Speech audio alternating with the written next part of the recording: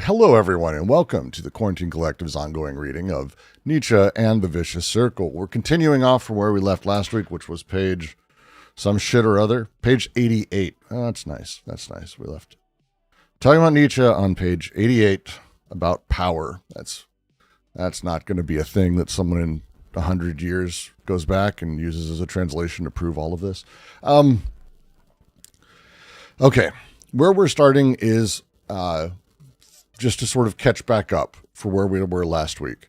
The way that the chapter is sort of structured and built at this point is talking through the way the equilibrium of power as a concept, that the idea of that there is an equilibrium of power is structurally impossible. Power doesn't have the ability to increase, and its excess, the excess power that exists within a being, an economy, whatever you may say, is indistinguishable from the excess of exhaustion. Again, when we think, and this is one of the things we went over actually just coincidentally in AO this week, in Anti-Oedipus, Deleuze and Guattari talk about the body without organs as being the zero intensity, that everything else in relation to that is necessarily a positive, that there is no negative within this existence. This is Klossowski stating the same thing using slightly different wording and not that drastically different, that the nature of exhaustion, the nature of how I perform exhaustion, what I am doing when I'm exhausted or mentally unwell, is not really distinguishable from being extremely mentally overwell, and how this works. That everything is positive to the zero intensity that is sort of that base layer. Obviously, this is Nietzsche, but it's the same principle they're working by. The way that he's talking through it up to this point has established the richness that constituting power has, that is not willed, but belongs to the nature of what wants more than it has. That the ever-multiplying surplus makes the distinction between plenitude and depletion untenable more and more as this sort of progresses. And so basically he's taking apart the idea of the will to power. Klossowski is taking apart the idea as a stable criterion for how we view and how we judge and how we set things up as we go forward. That's the thing where we're at. There's 2 paragraphs left in this little section, as you can see. And then we move into a much larger, another Nietzsche quote that's going to have a lot of analysis around it. Again, all of this focused around the idea of how Nietzsche builds and makes judgments and creates judgments for himself and around him, and how his own philosophy is almost performing his understanding of things. It's like a Sherlock Holmes book where Nietzsche and his writings are showing us what Nietzsche's actually trying to get at. And Klossowski's taking it apart, and it's fucking great. Is everyone generally on the same page when I say all of that? Is everyone following everyone up on that? Everyone good? All right, that's great. All right, let's make our way then. Let's do this fucking thing. I'll read. We'll get going. As always, subscribe, like the screen, super chats, all that fun shit. Power resists everything, except that it cannot resist itself. It must act. As long as it is not reacting, it must provoke in order not to be provoked. This is why there is a will to power. Power wills itself as power and cannot not will itself. Now, there is a degree beyond which the will disappears in power. Yeah, it's going to be fun. I like it. We'll just start. We're just going to go bit by bit sort of through this entire thing. I don't think there's another possibility here. Again, I think that's just where we're at. Why isn't this working?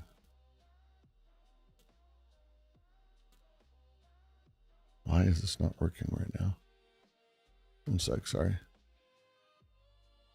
All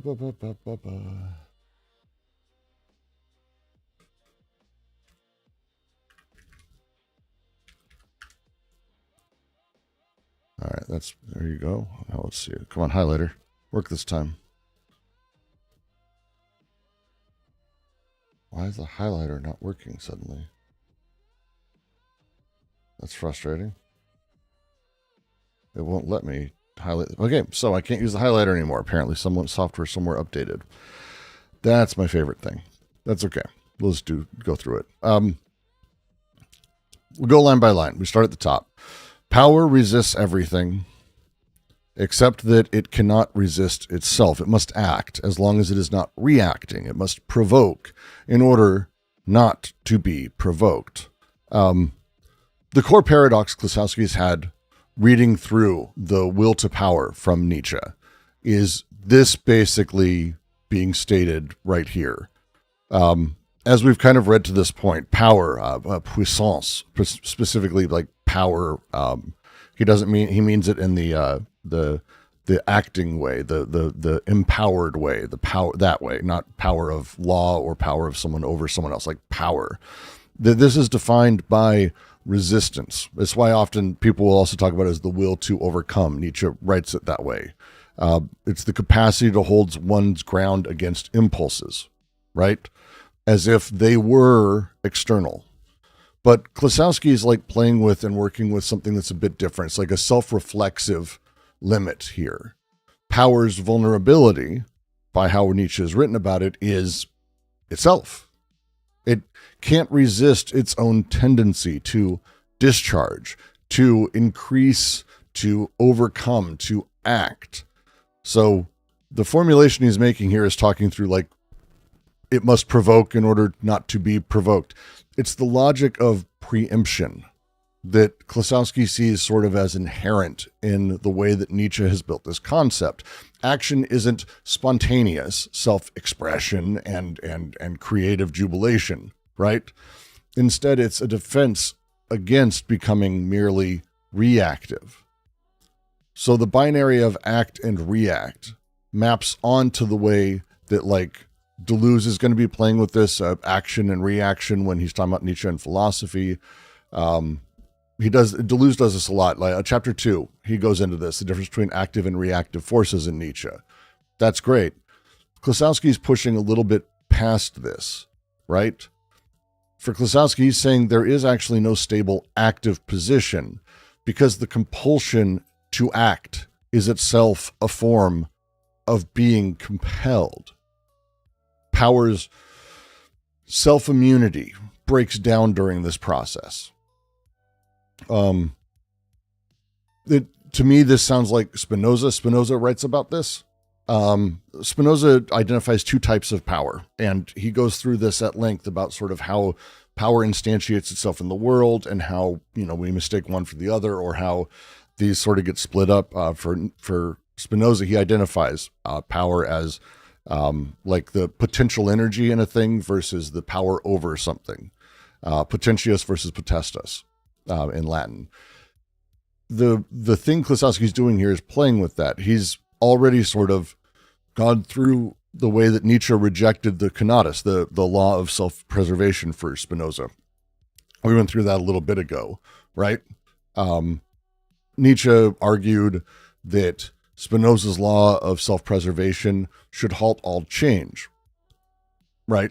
But it's false. What actually happens is the opposite. Power's inability to resist itself is the obverse of the conatus, basically, that not self-preservation, but compulsive self-overcoming. That's what he's going through here. It's that last line. As long as it is not reacting, it must provoke in order to not be provoked. In order not to be provoked. I inverted those words. So he goes on. This is why there is will to power. Power wills itself as power and cannot not will itself. There's scarecrows around will. That's why there is a will to power. There's a lot of wills in Nietzsche. He plays with those sort of a lot, right? And Klossowski really thinks the term willing is a suspect thing. He's been playing with that and sort of talking through it a lot. The fallacious reification, I think, as he calls it. For Nietzsche, all willing that begins with consciousness is a fiction produced by the abbreviation of signs, by signs themselves. It's like a double negative. And that's the kind of the line here. It cannot not will itself. It's this assertion that power chooses to will, and it's doing important work in the setup, right? There's structural necessity in the way that power cannot not will itself. Power's willing is almost tautological. It's a property of its nature. The will to power wills to power. It sounds stupid when you say it that way, but if you take it's like, oh yeah, it makes sense. It wills to power.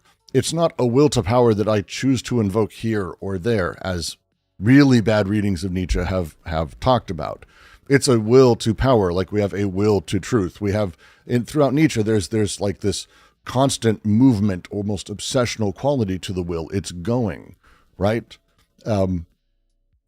Nietzsche doesn't admit the existence of a power unable to increase itself.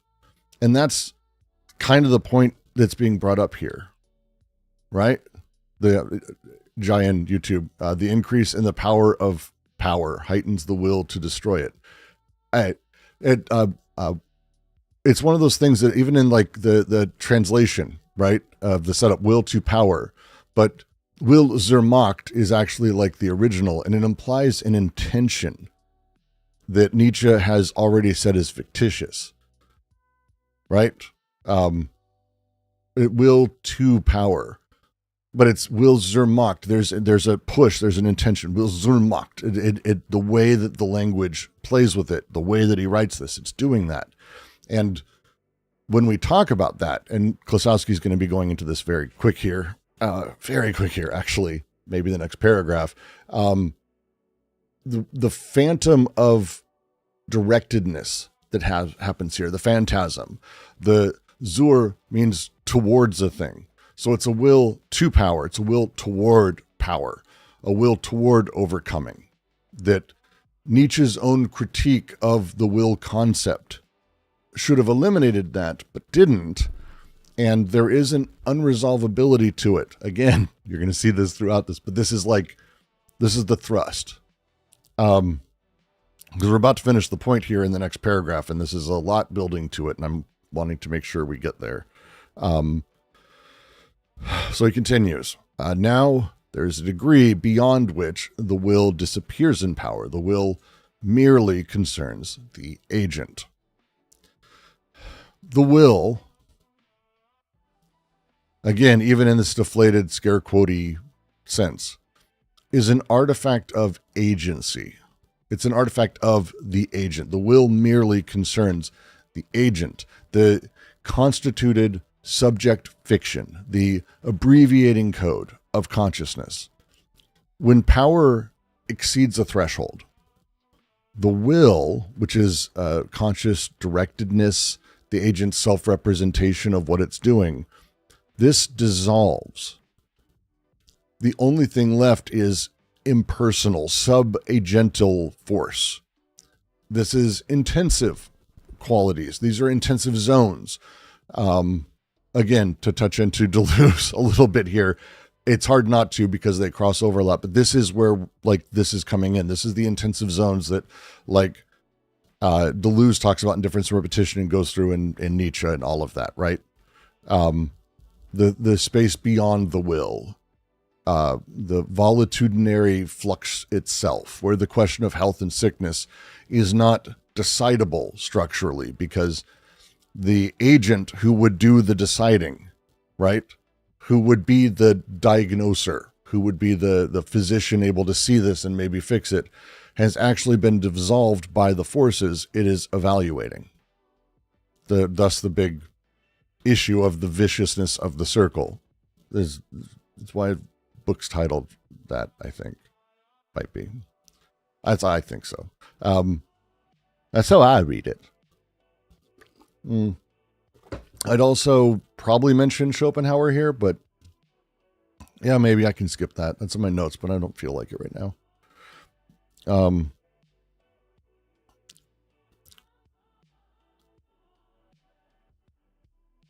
Yeah. And that's like the beginning of the next sentence too. The will merely concerns the agent. Power, which belongs to life, to the cosmos, which represents a degree of accumulated and accumulating force, produces the agent in accordance with its rises and falls. Thus, wherever there would be a will to power, the agent would be sick or healthy. If it is sick, it succumbs to the impulse. If it is healthy, it succumbs to its over-fullness. But all the same, it succumbs to the movement of a power that confuses with its own will. One's resistance to the invading and uncontrolled forces is only a question of interpretation, and is always the result of an arbitrary decision. That last bit is going to be really big, and it's great. I'll try to stay more on text and not bring up Deleuze too much this time. It's going to be very difficult, as a few of you may see why. power which belongs to life, to the cosmos, which represents a degree of accumulated and accumulating force, produces the agent in accordance with its rises and falls. Like other thinkers that we do here in the QC, the idea here is that the agent is an effect. Not affect, an effect. Not a cause. Certainly not a cause. Power, as such, as we're talking about here, is what produces the agent. It's not the reverse, where the agent chooses will or chooses power or produces will. The agent is the end point. The anti-subjectivist reading should be very clear at this point. It has been, I think, a lot. The subject is a byproduct of impersonal force configurations. He's been diving through all of this sort of at this point, right? Yes, 92. Exactly.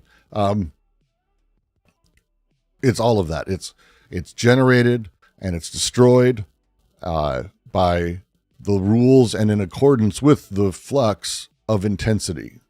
The vocabulary he's using here of rises and falls is very much playing with the same economic, physiological language that you might see in other things. It's about the register that he's using here when talking about the valetudinary oscillations of euphoria and collapse. Again, it's not negation. It's rises and falls, but it's always still positive from that ground zero. The reason he says cosmological here, power belongs to life, to the cosmos, is a little bit later, but there's this section where we were talking about the eternal return in chapter 5, where he starts talking about the quantum of force and the cosmos described as such, that there's no beginning or end. This is preparing us for sort of that play, because we're nearing the end of chapter 4. And so it's one momentary crystallization within this massive interplay of galactic cosmological forces is this agent. Boop, for that moment. It's what's the Bill Hicks line? Life is, everything is made of light and energy brought to slow vibrations in order to be able to experience itself. Not far off from that, actually. Nietzsche talk about Pyrrho or Pyrrhix ever? Don't know. I don't know. I'd have to go look. Nothing comes to mind, though. Again, I haven't read literally everything Nietzsche has written. There's so much. And the books aren't all available on Anna's, sadly. There's a lot of them.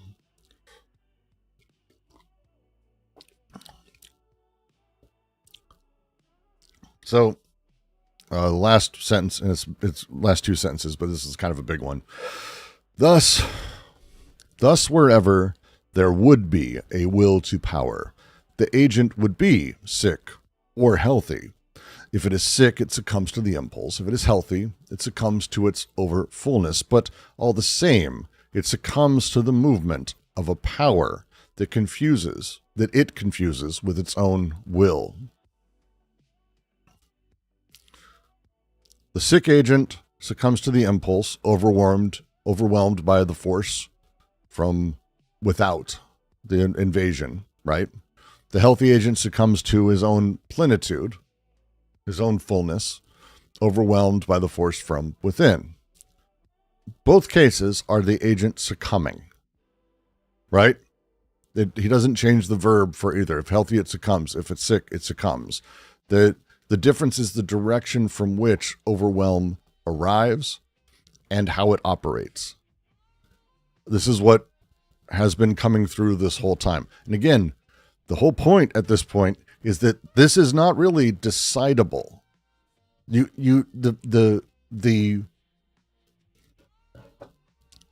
Nietzsche fell apart. Why? Was it because he went mad from syphilis? Is it because he went mad from seeing the face of God? Is it all sickness because he went mad? No. Now, we actually can't really tell. Like, it's an undecidable thing because the phenomenological appearance is identical. He succumbs. He's overwhelmed. Either way, the person's overwhelmed. Sickness if it's invaders, but also health if it's like super plenitude. Right? It confuses with its own will is how he ends it. At the same time, it succumbs to the movement of a power. It confuses with its own will. Again, talking about the process, this is not a thing that can be determined, not a thing we can see from the outside, but that we're able to just see the outcome of. And the process is about not, is something being damaged by being attacked with sickness, or is it being damaged by becoming manic and too connected or too, seeing the face of God, all that shit.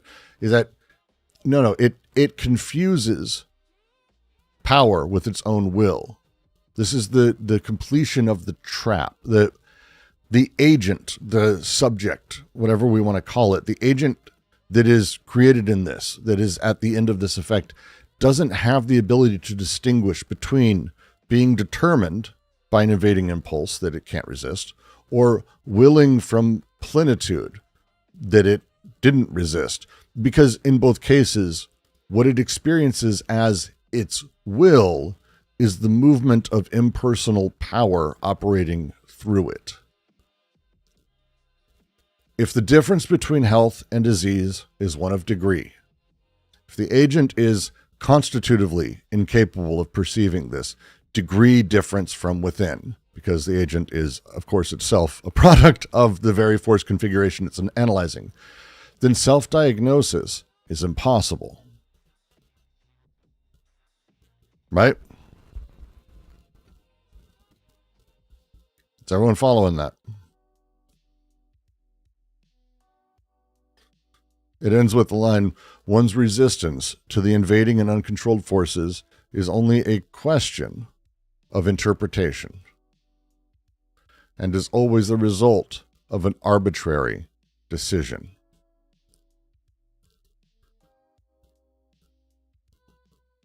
If the agent is produced by power, and if its self-diagnosis of healthy or sick is necessarily confusion, then the very act of resistance, right, which is the definition of power that he gave like 2 pages ago, is actually itself only a question of interpretation.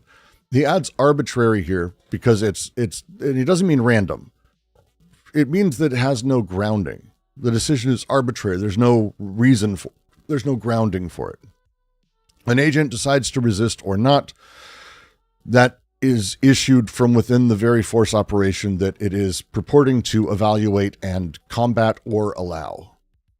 There's no point of origin. There's no point to hold on to. There is no grounding here. All of it is us analyzing ourselves has no grounding. We feel like it does for a whole bunch of fun reasons, but it just doesn't have that. Thus the problem with the will to power as being a way for us to tell whether or not we are healthy or sick, or for Nietzsche to have told whether he's healthy or sick. So would you also be saying that agents are actually effects in a phenomenological way?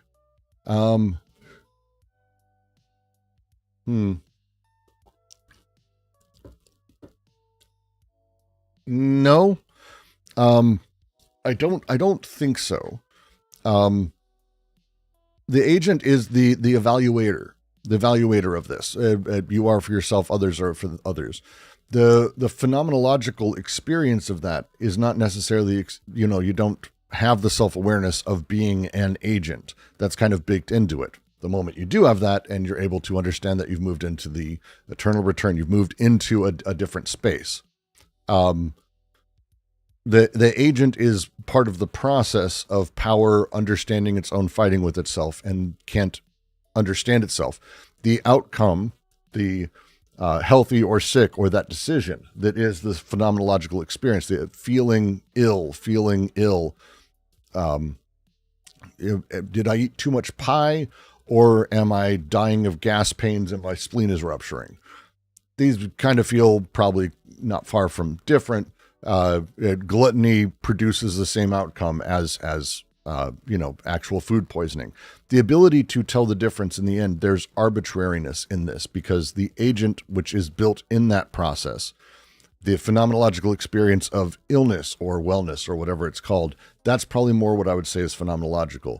But don't quote me on that. It's an interesting question. I probably should spend a little bit more time fighting on. It's an interesting phrasing, and it's maybe something to take a little bit of time with, because it's not something I immediately have like a super good answer for. Because the way Klossowski's playing with it, he's not a phenomenologist. That's not his jam. He plays everything sort of against each other. It's like Deleuze, who like, is Deleuze Leibnizian? Is he this? Is he that? It's like, he's not anti-structure, but he's not pro-structuralist. He's not post-structuralist, but he kind of is. And I can make arguments like he plays in a lot of different places.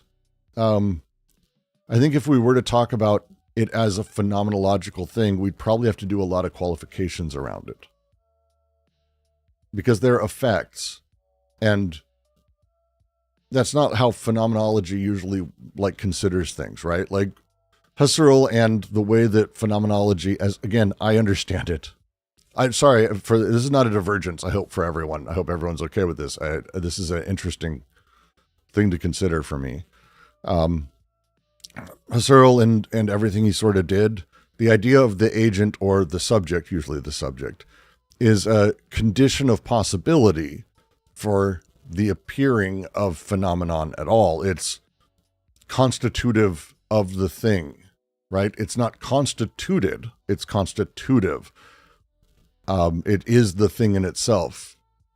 I think it'd be really tougher, but also I could probably argue the other way. It's like, we could probably say that this is less phenomenological and more like physiological, ontological, something that operates like beneath or behind what we normally call phenomenological.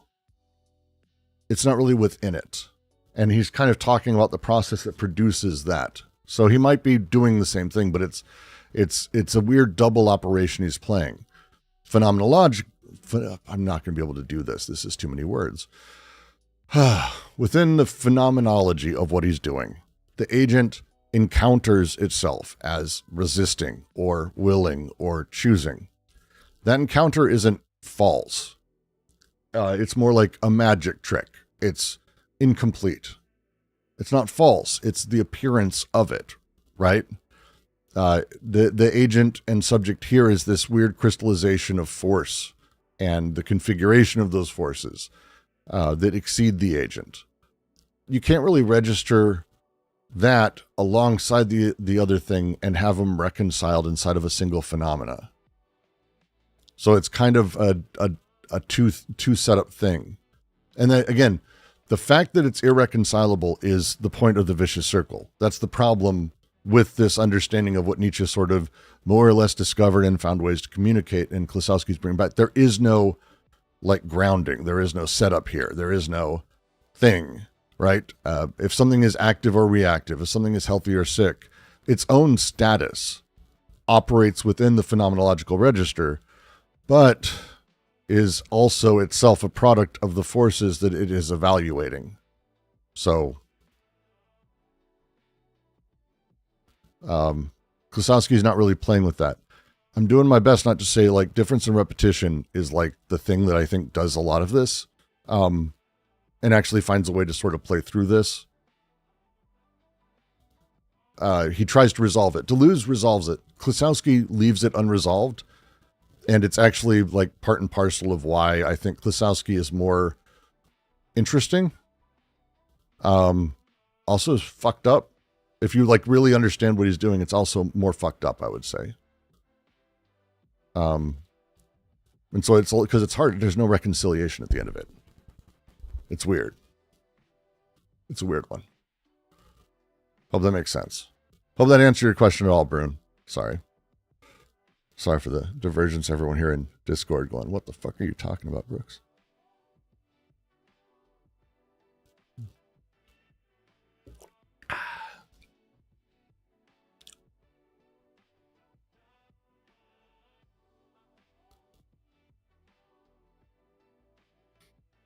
All right.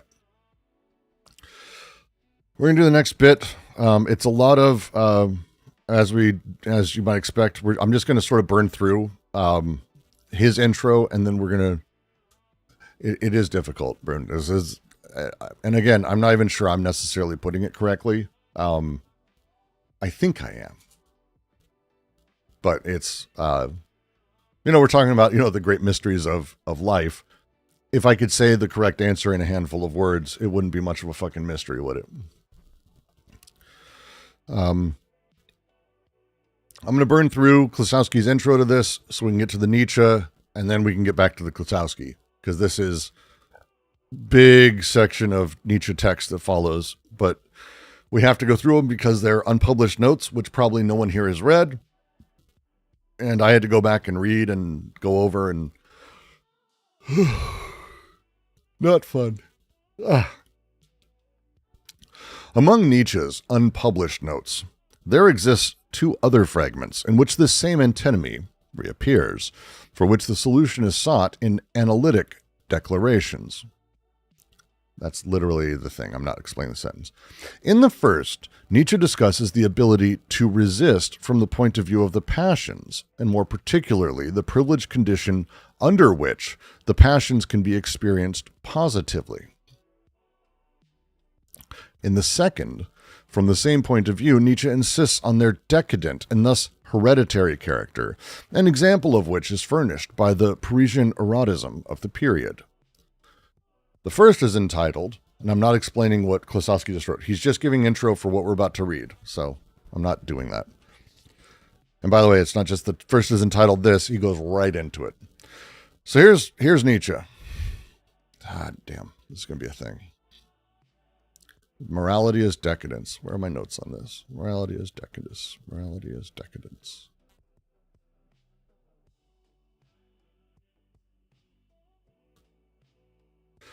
Morality is decadence, senses, and passions. Foxy asks, so like, consciousness expresses the reactive forces to active forces. So when it evaluates its forces, it is the expression evaluating what it is the product of. The agent, the subject, whatever you want to call it, that you go back, you're like, wow, I need to do something about this. It's clear that I'm not well right now, or that I am well right now. You are the product of those forces interacting and reacting, but you can't tell if it's acting or reacting. Why would you be able to tell either of those things? Like, why would you be able to know? You can't, because you are the forces that you are supposedly measuring. You are the outcome of them. You are the product of them. And so the challenge becomes, how do we ever actually put ourselves in a position to know things? Is this just, the worst kind of fatalism of you're just stuck with wherever you are? The answer is no. But that's kind of like what he's saying is he's like, if you're sitting there and you are the product of the forces you're now setting up, it's asking the waterfall to determine if it's like water. It's like, it is the product of the thing. What's it looking back on? It's looking at the forces that produced it. How is it able to know anything? Because it's produced by the very thing it's evaluating. And therefore, it's not saying it's biased. It's just that it's not possible to look back on it that way. Quat says, I have deduced beyond this that I will feel better if I eat, breathe, and drink water at a sensible way. That's actually not a terrible... That's not terrible. All right, to Nietzsche. Fear of the senses, of the desires, of the passions, when it goes so far as to counsel us against them, is already a symptom of weakness. Extreme measures always indicate abnormal conditions. What is lacking or crumbling here is the strength to retain. Sorry, this is a terribly written sentence. What is lacking or crumbling here is the strength to restrain an impulse. Sorry, that is breaking my brain. If one's instinct is to have to succumb, i.e. to have to react, then one does well to avoid the opportunities, seductions for it. All right, we'll take this like bit by bit. I don't know if there's another way to do this. Um, man, what a fucking. This is gonna be a thing. This is gonna be a thing. This is gonna be a thing. Fear of the senses. Fear of the senses, of the desires, of the passions, when it goes so far as to counsel us against them, is already a symptom of weakness. Extreme measures always indicate abnormal conditions.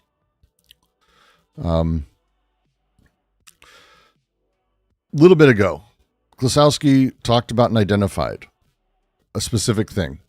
Traditional morality has within it a censure of the passions, of the senses, right? That's the thing. Traditional morality is censure of the passions, but this censure is itself a symptom of the morbidity that it is claiming to combat. So, on the genealogy of morality, genealogy of morals from Nietzsche, the ascetic ideals. Within Nietzsche, this is like the idea that these ideals arise not from strength, but from like an inability to manage impulses. Right? Does that make sense? Extreme measures is what the phrase he used. Moral prohibitions. You're not allowed to do this. No, never that. The renunciation of desires. I vow a vow of chastity and morality. All this. These are diagnostic signs of a system that's too weak to metabolize and take in and digest the things it is encountering. Nietzsche has a early argument also of this, where he talks about it in Twilight of the Idols. I know, is August here? August is usually here. No August today. August has a reading of this that's great. Morality is anti-nature, if I remember right. And he talks about sort of how the moralist war against the passions is a symptom of the decadence that it is claiming to cure. That it's thou doth protest too much almost as a thing. An unwillingness to suffer one's reality. An unwillingness it's not an unwillingness. Unwillingness is going to be the problem with that. It's an inability to digest. Just think of it quite like food. I am lactose intolerant. I get gas pains. It's awful, vomit, awful things. It's a matter of me being unable to just digest the things put in front of me. This is the same kind of setup. It's about digestion, inability. Yeah, I would say it's inability. I don't think it's unwillingness. You could say that if you're talking about it as will from the inability that is then born off of and creates itself. Sure. I'd be very hesitant to start with that though. Right? Because like the whole point is that fear of the passions, fear of these things is a symptom. It isn't judgment. And because of that, morality is not for the domain of normativity. It's the domain of pathology. Lacan talked about someone vomiting and screens. It's, yeah. Lacan uses a lot of Nietzsche. In some pretty interesting ways, too. I kind of want to chime in here slightly. This is... That part of the seminar one was very strange to me because Lacan gave a very specific example about how the pleasure from an other that's almost similar to what is being described here about, what did you say again? Morality is anti something, anti nature. That's Nietzsche. Morality is anti-nature. The moralists and their asceticism and their war against the passions of life is a symptom of the decadence that it would cure. So they're basically they have the decadence. It's almost like a they doth protest too much kind of thing. Yeah, basically Lacan was saying that there is some sort of a screen, and then they were given an example of some Buddhist monk that hasn't, how do I say this politely, experienced certain kind of pleasure for many, many years, and then they assume that this pleasure will be coming from a screen from the outside, and how that has to do with this split between the imagery phallus and the symbolic phallus. But I really didn't get that part. I'm very confused by that example. But somehow that masculine coordinate of the screen when it comes to pleasure, and how there's a mastery of the pleasure, and then the nature of the human body thing is very, very close here for some reason. Extremely close. Interesting. It's I'll somewhat suspicious. Yeah. You said Seminar 1? Yes. Yeah, I'll give it a reread. It's been a long time. It's a very how do I say this, man-based way to interpret a screen of the other. I would say, isn't all Lacan kind of a man-based way to interpret? Okay, well, I cannot disagree with you even if I want to, but I was more thinking about how canvas. No, I know what you mean. He's over masculinist in some ways. Yeah, there's some places. I know what you mean. I was just giving you shit. I'm just saying, like, for example, phantom pains that sometimes were discussed in other kind of literature outside of Lacan, and even within Lacan, are much more interesting for the screens that negotiate these instinct, and somehow pains are involved as a mediator. But let's not head out there too much. I just think that the masculine part of the screen idea is very entrenched in the Lacan's writing, especially when it comes to earlier clinical based instead of the more mathematical based ones. But anyway, please continue. It's interesting. I'm still confused. That's why it's interesting. Cool. I have no idea. I'll go back and reread. Lacan has been a very long time for me, so I don't know enough specifics. But to continue.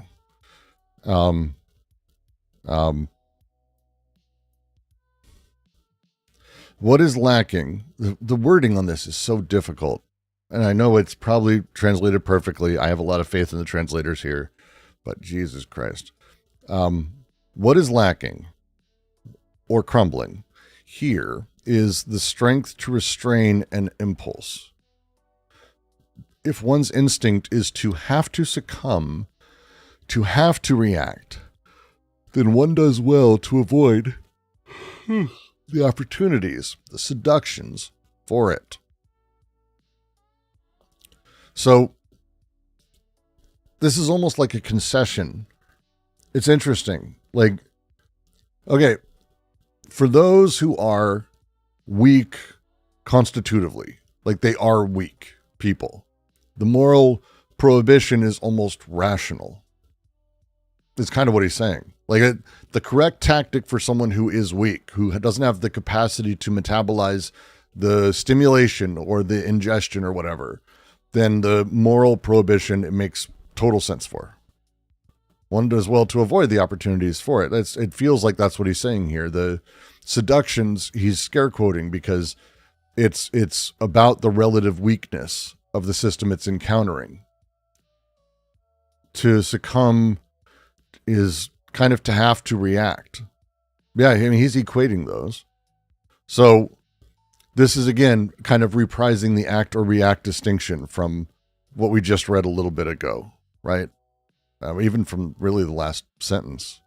The weak individual's avoidance is a form of self-conservation appropriate to its weakness. But it is precisely the logic of self-preservation that the will to power was supposed to surpass. So but he's kind of giving an excuse for it. He's saying, yeah, that's great. And he continues, a stimulation of the senses is a seduction only for those whose system is too easily moved and influenced. In the opposite case, that of a system of great slowness and severity, strong stimuli are needed to get the functions going. It's like the opposite at this point then. Like he's switching again. It's the hypersensitive. This is interesting. So he's kind of wording it where it's like two constitutions exist here. One who is too easily moved, and he doesn't mean like pushing. Like you know what he kind of does. He means someone who we might call a pushover. Someone who's hypersensitive to things, who gets out of the way, who reacts to that, right? Where any stimulus might be an overwhelm. And then he contrasts that with the great slowness and severity, a system of that, which is powerful stimulation required to activate it all. So this would be like the noble type from Beyond Good and Evil, right? The healthy organism whose high threshold of excitability is itself a mark to power. The language is interesting because, and I know it's the translation choices, but it's interesting choices here.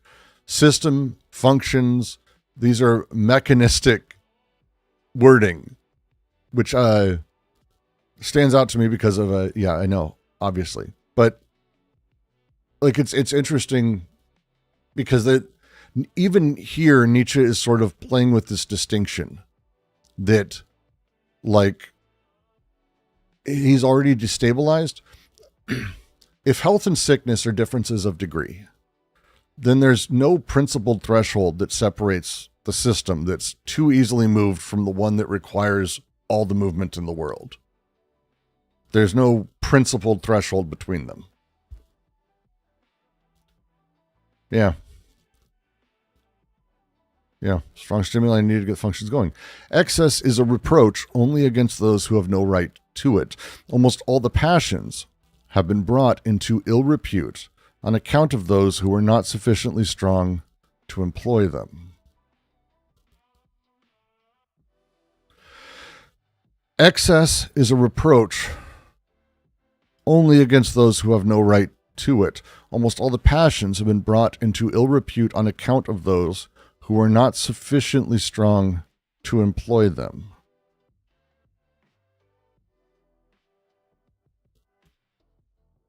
So the problem is not with the passions themselves, right? It's the type that encounters the passions. So passions are things that are generally universally condemned. They're like, don't bait your animalistic nature, the blah, blah, blah, all this shit, right? That serves the weak, right? Because the weak can't handle it. So it's good for them that we do that. But the strong type needs that excess. It needs that much. And this is not a moral entitlement, right? I'm saying like this is a physiological fact, the way that like an elephant needs more food than an ant kind of thing. This is again, genealogy of morals. It feels like he's just pulling from that, but it's interesting. It's written this way. It's really interesting. It's written this way. Excess is a reproach only against those who have no right to it. Almost all the passions have been brought to ill repute on account of those who are not sufficiently strong to employ them. One must understand that the same objections can be made to the passions as are made to sickness. Nonetheless, we cannot do without sickness, and even less without the passions. We need the abnormal. We give life a tremendous shock by these great sicknesses.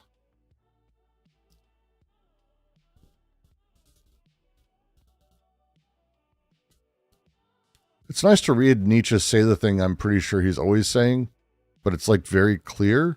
We need the abnormal. We need these variances, right? There's a pathology that runs through like the Nachlass, which is central. That's absolutely central to what we're going to be reading way down in like later chapters. The diagnosis here is pathology. This is medical as a thing. There's a vitalist coordination happening in the language, which again, Klossowski is very amenable to. The great sicknesses are not deviations from a norm. They're productive disruptions that force the organism to reorganize at a higher level.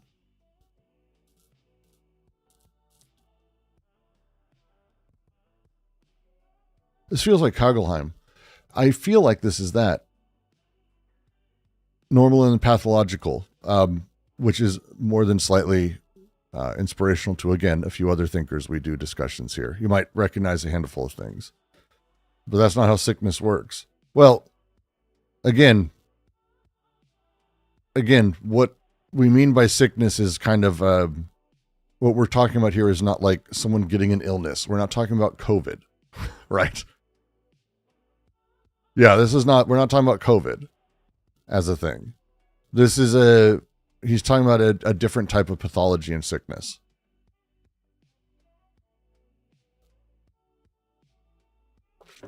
This is it's about diagnosing a society here. Like this is a social thing, right? In Kengelheim, well, I'm probably not pronouncing correctly, like basically talked about how the disease is not an absence of norms, but it's an establishment of new norms. They're reduced norms, but they are norms nonetheless. That health, like, again, don't think of this as they're talking about like someone who's got the flu and is sick in bed. It's not really the jam they're talking about. They're talking about how, oh, look, that's a very healthy, happy person. Yes, I feel good. Oh my, those people, they're sick. Those are sickos. That's how we're talking about this. No, Kengelheim. I'm not going to pronounce that correctly. Let me find out. Kengelheim. George Kengelheim. Frenchies. Oh, sweet. There's a fucking Foucault puppets video on him. Excellent. Because Kengelheim's the guy who like Foucault studied under.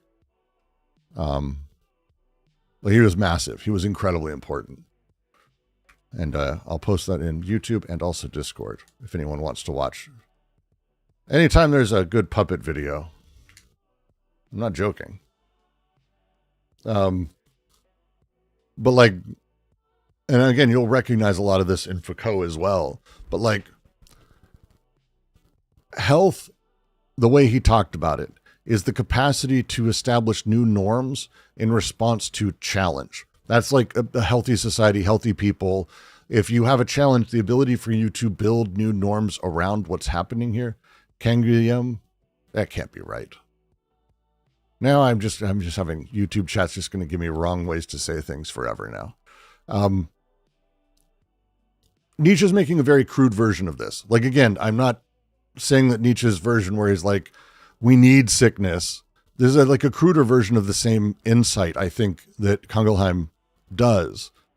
The pathological is not simply the enemy of the vital. That's kind of the point. It's not that it's healthy is good, that is bad. That's not it. That's not it. Right?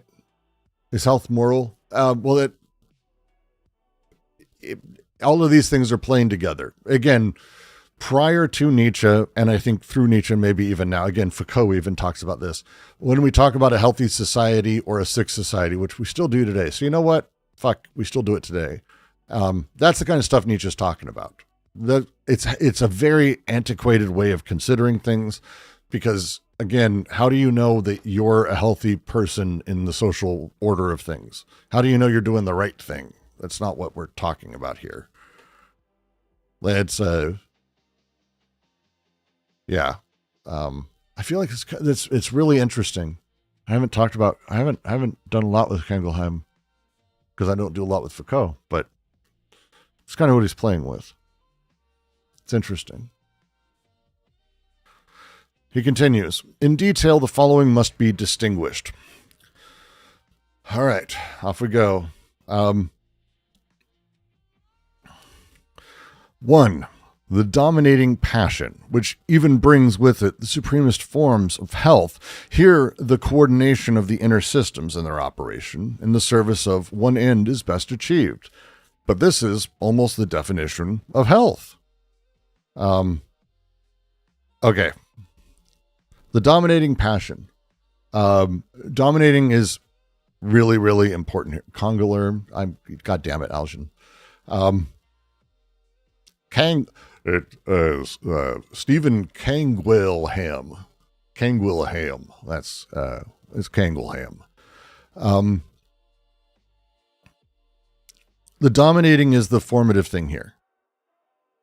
because it's about subordination. It's organizing subsidiary drives, right, into a single end, a goal that's being done.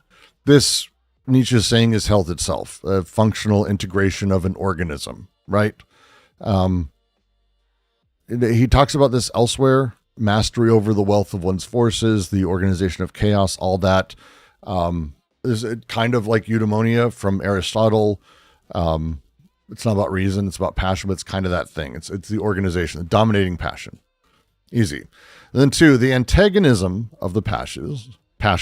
2, 3, a multiplicity of souls in one breast, very unhealthy. Inner ruin, disintegration, betraying and increasing, and inner conflict and anarchism, unless one passion at last becomes master. Return to health. It looks like that got misordered. That's fine. Because return to health should be the 3rd. Yeah. It's got to be the 3rd. Doesn't matter. Trying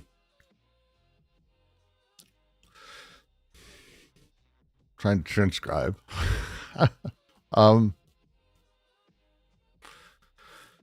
right. So you have many, many passions. Nietzsche talked about this. We are a battlefield of forces.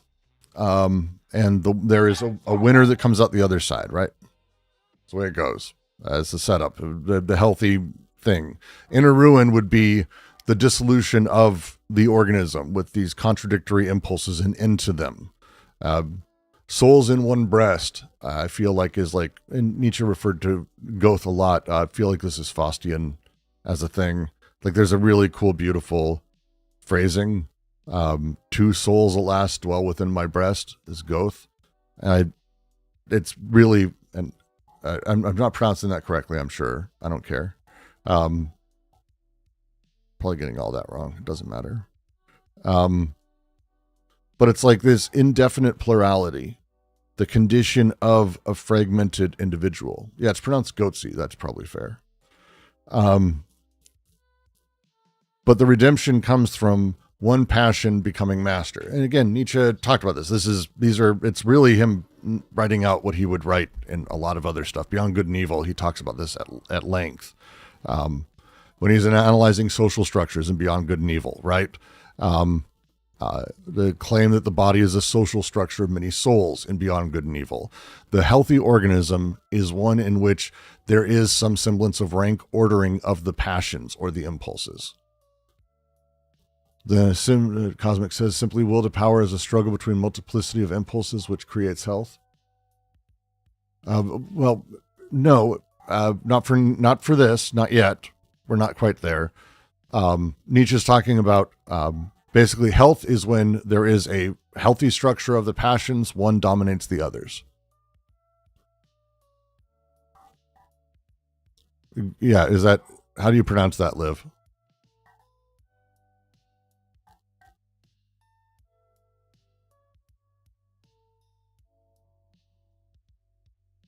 That's stupid. I'm not doing that. Why is there no R in it? Why is there no R in? It's pronounced Goethe. That's a stupid language. that's what the fuck? How do you but these things have R's in them. That's why I fucking hate this. I hate languages. I hate being an American English speaker. It just ruins you for being able to understand how anything works. Goethe? Well, that sounds less cool as a name anyway. That sounds like a grandma. Oh, I'm Goethe. What are you up to, young man? Like, it's like fucking stupid. That's a weird, I almost refuse that in my brain. For Nietzsche, when people are being torn in a million directions, the passions are not organized. There's no stable. It's unwell. You are unwell. You are able to be dominated easily. You've collapsed. The battlefield of the soul is about all of these forces finding a victor that's able to take point. It's like Gutenberg. You mean like Göteborg? because it's not pronounced Gurtenberg. Göteborg.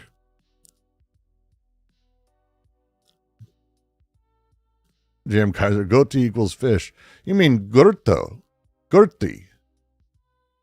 Right? I mean Goethe. Göteborg.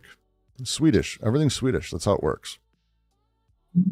Goddamn fucking language. Josh Sofer. Hello, Josh. What'd you say? How did that turn on like that? Sorry about that. Let me turn that off again. That's okay. Göteborg. Yes, the Swedish chef. That's what it is. Gurten my Borg. Third fragment, and then we can get back to Klossowski. Return to health. A juxtaposition without antagonism or collaboration, often periodic, and then, as soon as an order has been established, also unhealthy. The most interesting men, the chameleons, belong here. They are not in contradiction with themselves. They are happy and secure, but they do not develop. Their differing states lie juxtaposed, even if they are separated sevenfold. They change. They do not become. Chameleons is interesting phrasing for this. Very interesting phrasing for this. So they kind of have the passional pluralism without the hierarchy, the integrated hierarchy of type 1, or the productive antagonism of type 2. I'm trying to think if this, I feel like this is elsewhere, but I don't know if he's ever used the phrase the chameleon elsewhere. It's not clicking with me, at least. Right? These people are happy and secure. Their different states exist without tension, but they are static. They're like in their position. They don't have becoming. There's no developmental transformation. Yeah. There's just nothing going beyond that. Yeah. Nice. Critique of representational concept change. It feels like it. Feels like it. Maybe not. Maybe not. We don't know. Let's find out. Let's keep reading.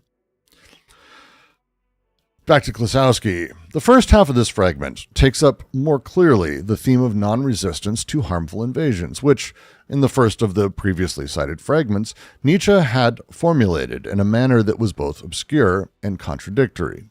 In the earlier fragment, it was a question of demonstrating the unhealthy ground, the fond, of traditional morality. But here, in a certain manner, he insists more on the constructive utilization of one's personal life and explains moral concepts in terms of the frequent failure of this utilization.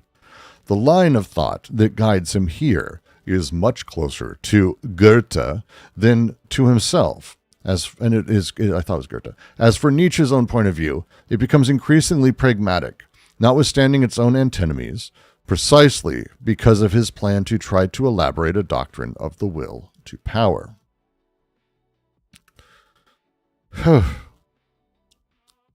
First sentence. The first half of this fragment takes up more clearly the theme of non-resistance to harmful invasions, which, in the first of the previously cited fragments, Nietzsche formulated in a manner that was both obscure and contradictory.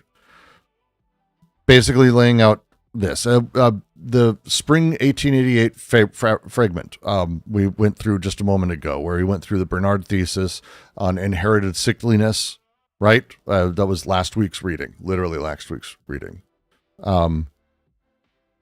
He says it was obscure and contradictory. Klossowski is not hiding from Nietzsche's difficulties. He's actually foregrounding the conflict within Nietzsche's writing itself. Right?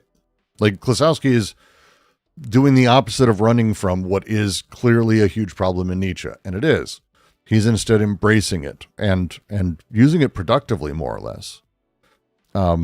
He goes on, in the earlier fragment, it was a question of demonstrating the unhealthy ground, the foundation, the fond, of traditional morality. But here, in a certain manner, he insists more on the constructive utilization of one's personal life, and explains moral concepts in terms of the frequent failure of this utilization.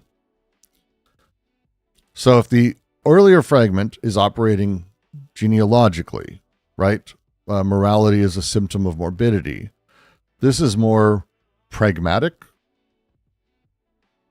How to organize one's life, more or less, right? Reinterpreting these moral concepts as failed self-management.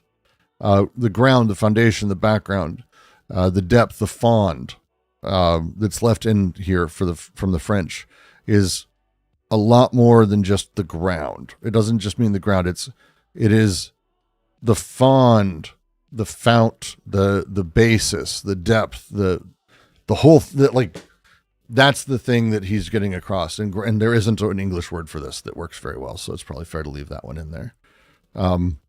There's a lot more resonance and a lot more things that it sort of works with here that he's playing with. Yeah. That fond of traditional morality is itself unhealthy. The line of thought that guides him here is much closer to Goethe than to himself. So,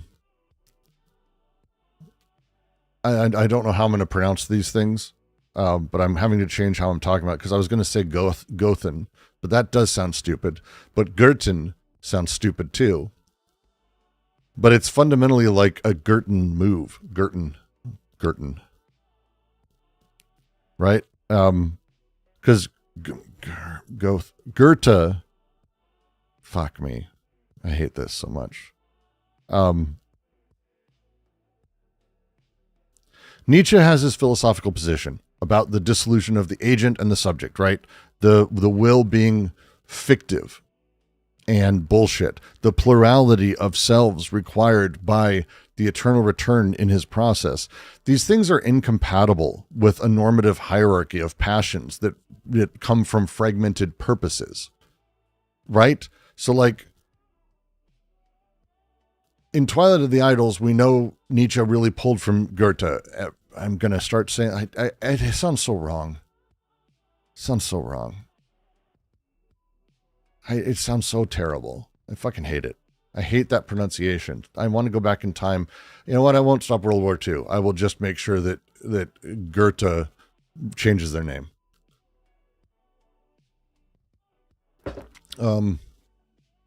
Nietzsche praises Goethe. But there's an interesting sort of thing here. Like Klossowski's sort of building up that like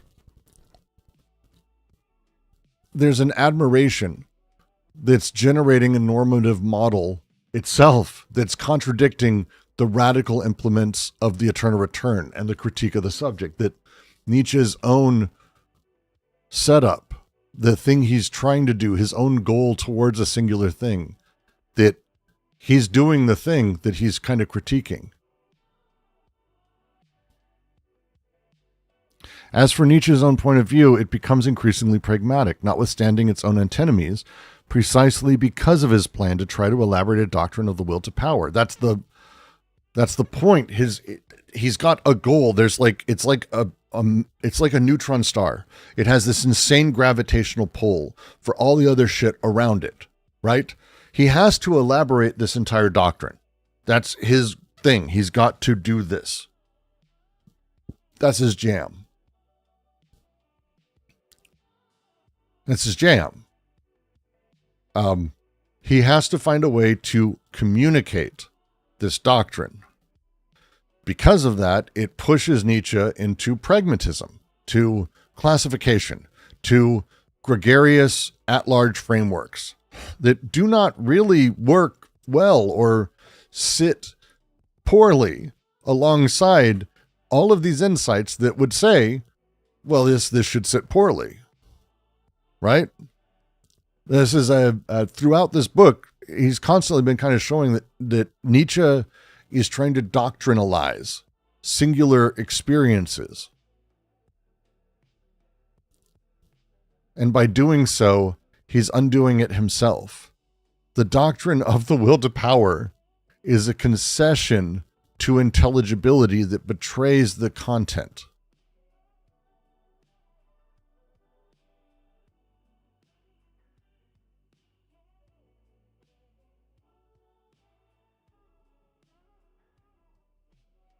I know you're making jokes. Like, this is actually a really profound thing to talk about. Nietzsche's thing that he's doing, his actions in building this philosophy and building all of these works, is trying to make it intelligible and communicable at large in the gregarious code of everyday signs. Necessarily, what he's talking about, though, is something that is betrayed by that. The doctrine itself betrays everything because it is a concession to intelligibility of something that is necessarily singular.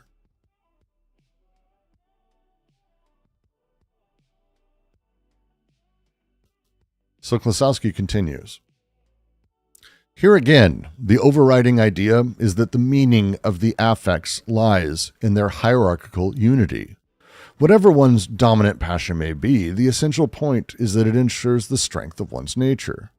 What Nietzsche applauds in this movement towards cohesion is its efficacy, which he classifies as health. What he fears most is exactly what he sees deep in himself, a mutual antagonism of the passions, a multiplicity of souls in one breast, which points to an internal ruin. At the moment he experienced the return, however, what he was praising as a principle of plurality, and indeed of metamorphosis, was the necessity of passing through a series of different individuals. But now, in the third paragraph, he is opposing this to what he defines as the juxtaposition of different passional states. If he here distinguishes between changing and becoming, it is because, for Nietzsche, only the intensity of an all-consuming passion metamorphoses into a unity, whereas chameleons, rather than bearing witness to a contradictory tension, merely offer a simulacrum of it. Once again, this is what had preoccupied Nietzsche ever since the failure of his adventure with Lou, to maintain his cohesion at any price, and with all the more urgency insofar as he has a foreboding of what he calls his internal ruin.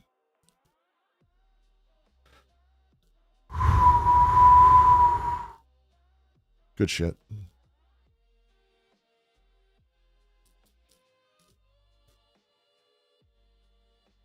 This is good shit.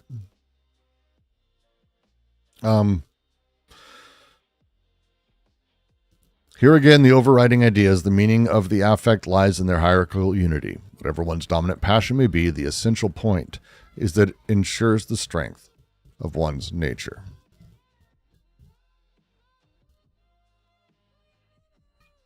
One second.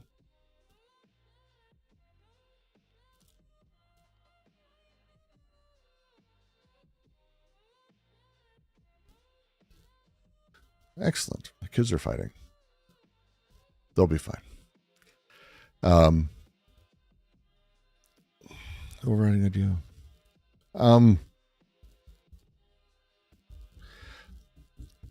There's a normative core to this passage we just read, right? The scrap of notes that are unpublished that we just went through. The normative core is that passional health means hierarchical organization. That is baked into what he wrote there. That is what he wrote there. The content of the passion is not the point. He doesn't seem to care about that. What matters is the domination itself. This is absolutely in Genealogy of Morals. Like, this is something that's baked into a lot of Nietzsche. To be fair, this is not just in this passage, but this is a thing that he's had to tarry with and is a big issue with him. This is like a formal principle of organization that is within the will to power. And Heidegger, who wrote about Nietzsche, loved this because he basically went, and a lot of Nazis went, cool, the will to power is the structure of beings as such. Which is a fucking fascizing version of this. Right? And it makes sense. It's all about the hierarchy of the passions and putting the right one on top. How do you know the right one? Oh, we're not going to talk about that because that's not something Nietzsche really tarried with a lot. It is. It totally is. So this becomes that like nightmare thing. Whatever. Sorry. What Nietzsche applauds in this movement towards cohesion is its efficacy, which he classifies as health. What he fears most is exactly what he sees deep in himself, a mutual antagonism of passions, a multiplicity of souls in one breast, which points to an internal ruin. Yeah, it's treating a lot of these fragments as almost confessionals. Nietzsche is the type 2, despite him saying how great the type 1 is, right? He is type 2, and he talks about this. He writes about this all the time. It's almost a self-portrait. It's what he sees in himself. He fears type 2 because he inhabits it. He almost hates it and pushes away because he has that. How is meaning directly hierarchical for affects? Isn't that part of morality? Yes. I don't understand why. Yeah, that's the point.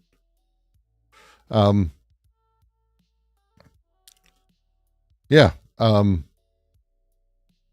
The observer, Nietzsche, can't achieve the distance from his object that taxonomy requires, because the pathology that he's classifying is his own pathology.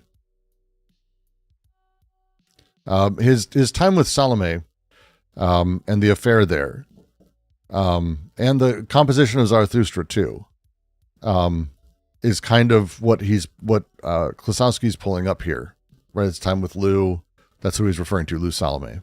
And we'll go through this a little bit later again, but after Lou, Nietzsche was broken. It broke him. And again, Klossowski's reading and watching what Nietzsche did as reactions and setups for that, and talking about like Zarathustra being almost external compensation for this destructive experience he went through.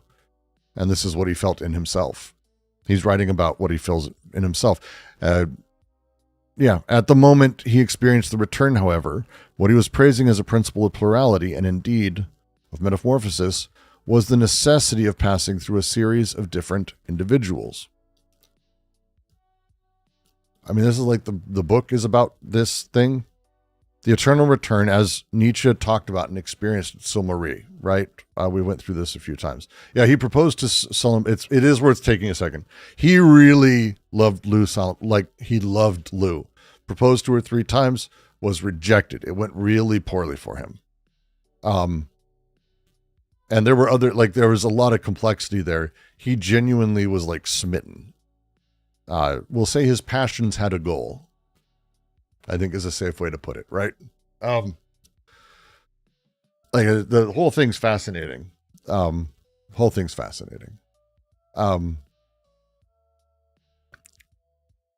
like, this is the if there is a like fundamental critique that's through this book of Nietzsche and playing through this, it is talking about how the eternal return as he experienced it required a dissolution of fixed identity, right? The willingness to pass through different individualities, the wording here.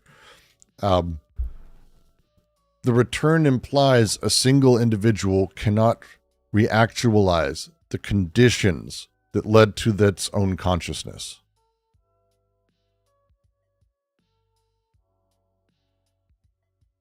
Lou Salome also took advantage of a lot of men.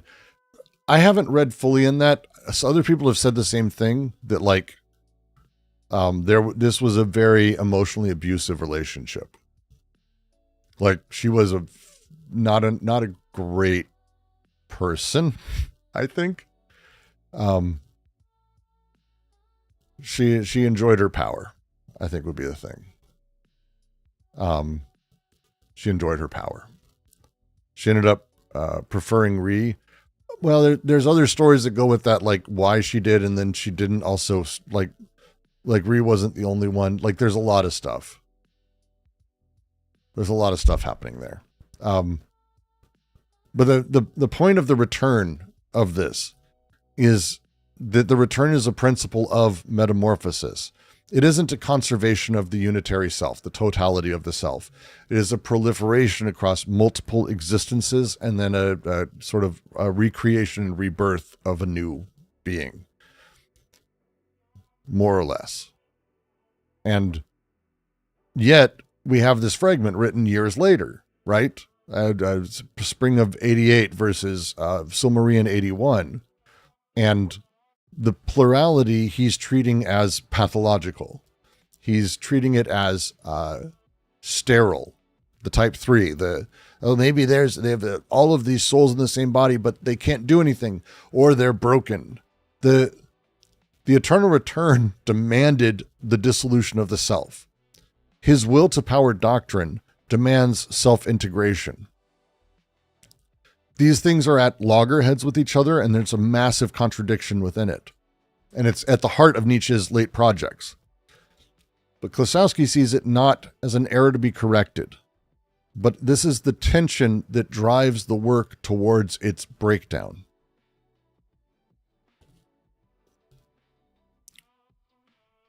Man, she was also with Freud. She enjoyed the socialite life, that woman. And that's the next. But now in the third paragraph, he is opposing what he defines as a juxtaposition of different passional states. Klossowski's like, hey, look at type 3, this chameleon. This would resemble a series of different individualities that is required by the eternal return, as Nietzsche has described it. Many selves, successive states, plurality, no fixed identity. But Nietzsche sees this distinction as juxtaposition, right? And something besides genuine becoming. The distinction is doing an enormous amount of load-bearing work here, though. And again, Nietzsche isn't going to be able to sustain it. He's not embracing it. Instead, he's trying to build against it, again, for reasons. For many reasons. If he here distinguishes between changing and becoming, it is because for Nietzsche, only the intensity of an all-consuming passion metamorphoses into a unity. Whereas chameleons, rather than bearing witness to a contradictory tension, merely offer a simulacrum of it. Man, this is so good. Intensity is the functional word here for Klossowski, I think, in this sentence, right? A chameleon is going to pass through many states and not be consumed by any of them. The transitions are frictionless. They're costless. They're painless, right? And so as such, they're not transformative. Genuine becoming requires this all-consuming passion that destroys every configuration to make the next one. Well, this is almost like inverting Klossowski's simulacrum. The chameleon and its plurality is a simulacrum of genuine metamorphosis that the eternal return demands. For the actual process, every state must be intensive enough to annihilate the previous one. That's the vicious circle selective operation. It's a thing that he's played with a lot. And it's a thing that, again, he's pointing out specifically Nietzsche's dancing around all of these things. It is not, he says the healthy is the domination of one passion over others. The awful existence is having all of these souls within my breast, so many people at once that I am. And the only other one he allows is the balance of all of them within his breast. And he's kind of gotten away from what he talked about before, maybe a fourth option, which is, well, what if the new subject fully immolates the previous and consummates it in fire? Like, that just becomes so much, the next one has to exist and the last one is gone. And that's kind of the point, isn't it? Like, that's the thing for Klossowski, at least, that we're driving towards. I use the word simulacrum. I have to kind of do a little note because if you haven't read Sod My Neighbor or The Resemblance, Klossowski has a concept of simulacrum that's a bit different than what you're probably used to, certainly different than Baudrillard, more in line with Plato, honestly, but still different, because he sees the simulacrum as a primary production. It's not really a copy, right, of a prior reality. There's a phantasmatic generation that exists that doesn't have original, right? It's not a copy of a prior reality.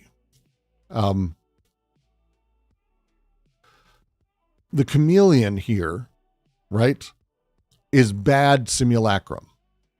It's a surface mimicry of depth transformation. Fully. That's not the good simulacrum.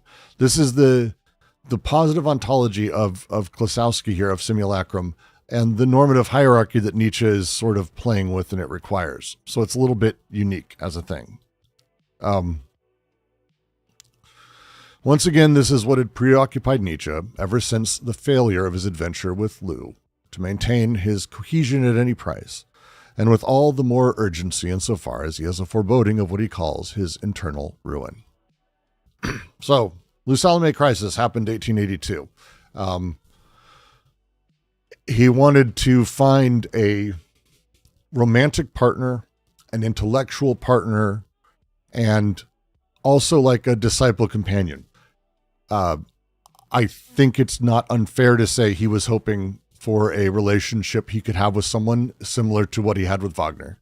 I think that's probably that's what he seems to be doing, I would say. He's playing with that. Like, that's the thing he believed seemed to be possible here. Right? I think that's a fair way to put it. The failure of that being as spectacular as it was. I don't mean that he fucked Wagner. I mean, like, there's an intellectual side to it that he just clearly missed, and he wrote about. Yeah, his relationship with Wagner was horrifyingly ended as well. And we're talking about, like, again, I'm not saying that like he should have kept it going. Do super Nazi shit, but like, have empathy for the guy here. Like, have empathy for the guy there. Like, he had this huge, long relationship with this dude who was his mentor and, like, genuinely helped advance his career and his life. And he had, like, really, imagine how amazingly powerful this relationship is. And then it explodes in, like, the worst kind of way. And then you go through a whole bunch of shit for the next few years, and you do. I mean, you have a breakdown of Saint-Marie, and you experience eternal return, and suddenly you have a whole understanding and almost an extraordinary view of all these lives, but you're still, like, connected to all of these impulses. And hey, there's that old thing you were invested in for so long. That's such a huge part. And then you find someone who could be, in theory, and probably was in some capacity an intellectual equal, who could also be a romantic partner, by the way, and also someone who you could teach, because they did go back and forth as a thing. I think Rhee was in there too. Like, they really developed shit. And then that explodes in the worst possible way. So, like, the precarious equilibrium that existed post Saint-Marie, post Eternal Return experience, post all of that. Like, imagine how shattering this was for being in that position. Right? So, Klossowski's basically reading all of the development that Nietzsche is going through over the next, like, 7 years. Part of it is as a desperate therapeutic project. The idea that he could, like, have a personal cohesion. He would say things like, at any price, I must get back to that. I think he does in this. Like, it's in the face of the dissolution of the Eternal Return, which demands total obliteration. He wanted to maintain it, the foreboding of internal ruin is not psychobiographical, simply. This is a structural consequence of the vicious circle. Nietzsche is a thinker whose deepest thoughts, most extraordinary thoughts, require a dissolution of said thinker. Klossowski goes a lot into, like, how awful the situation with Lou Salome was. We do that in chapter 7. It's a little bit down the road. Nietzsche, it's a lot. He couldn't really, as Klossowski kind of starts pointing out, and I'm mentioning it because the language is the same here. Like, he couldn't really deal with the motive of the, like, singular case and the gregarious need to reproduce oneself. And this confusion becomes mirrored and built at the personal level for Nietzsche, the conceptual confusion between health and sickness that all of this chapter is sort of adding to his anatomy and his biology. Boxy says, I think Overbeck was maybe one of his friends that actually stayed with them up until Turin. I think Overbeck he had a very long-standing relationship with, but it was not as passion-filled, I think.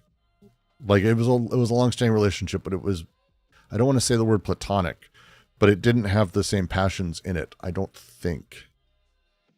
I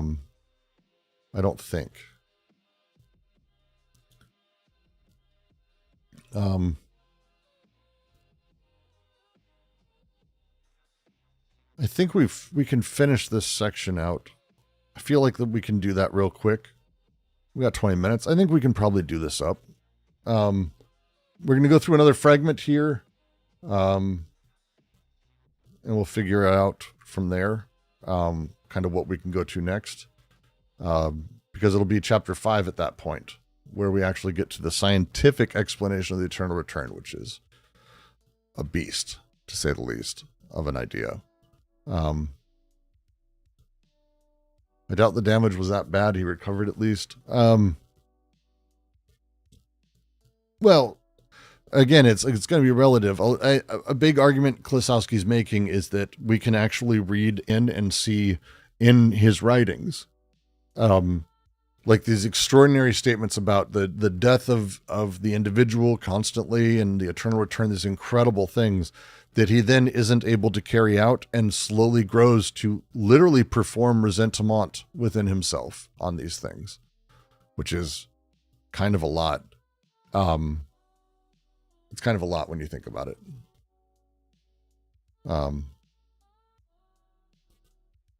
Yeah.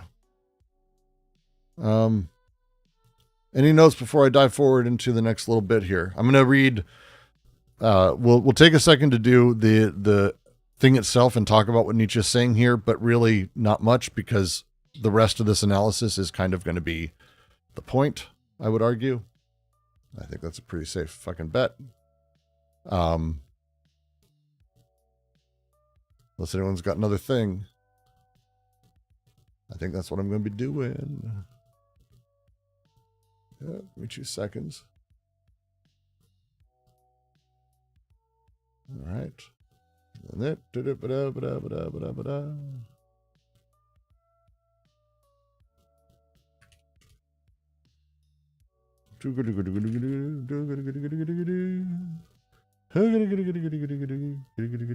Two seconds, sorry. If anyone outside of the Portland area has access to a classroom I can record in, I've written a script that I want to perform in front of a big whiteboard while I do doodles.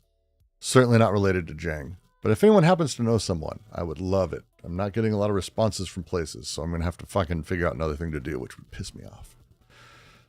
Just as a note. And of course, like, subscribe, all that fun shit.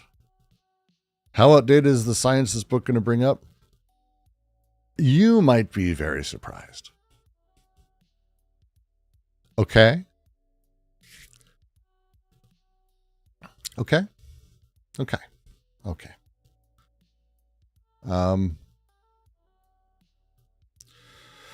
Off we go. Another fragment concerns the inability to resist under the term of exhaustion, but here it is an acquired and not hereditary exhaustion. He takes erotic precociousness. Precociousness, I feel like I'm going to pull up my, 1 sec, I need to find out what this word is. Because that's the word. What the fuck does that word mean? Am I stupid? I mean, I know I'm stupid, but am I like that fucking stupid? It's not precocious, is it? Is that precociousness doesn't seem like it makes sense to me as I'm saying it out loud even right now. I feel very dumb.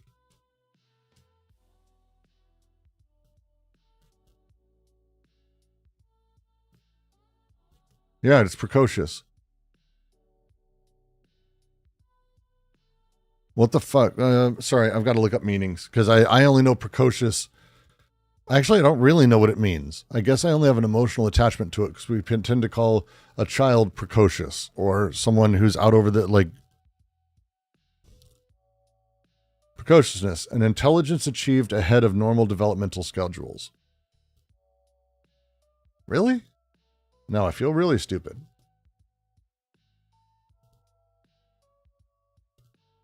Oh, it is. It's ahead of schedule is the idea. Precocious. Achievement before intended dates kind of thing. Oh, okay. Well, so I learn.